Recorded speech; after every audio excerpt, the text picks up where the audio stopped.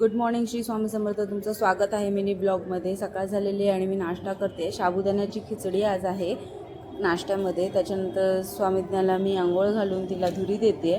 शिशा झोपलेली आहे, तर तिला धुरी देऊन झाल्यानंतर मी फटाफट तयार होऊन कामाला जायला निघते. कामावरून थोडंसं लवकरच निघाले, कारण की मला थोडंसं काम होतं बाहेर.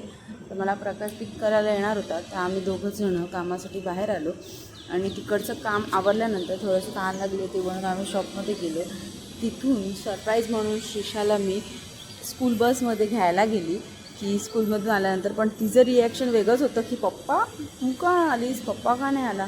त्यानंतर पप्पाला बघून ती खुश झाली. आणि इथे स्वामीज्ञा माझी चुगली करते, की मम्मा काय काय करते ऑफिसमधून आल्यानंतर, ते सगळं पप्पाला सांगते इथे बसून.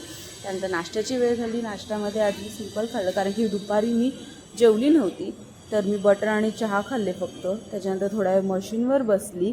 मशीनचं काम आवरल्यानंतर मी खिचडी खायला बसली. आणि असा ह्या प्रकारे मी माझा डे एंड केला.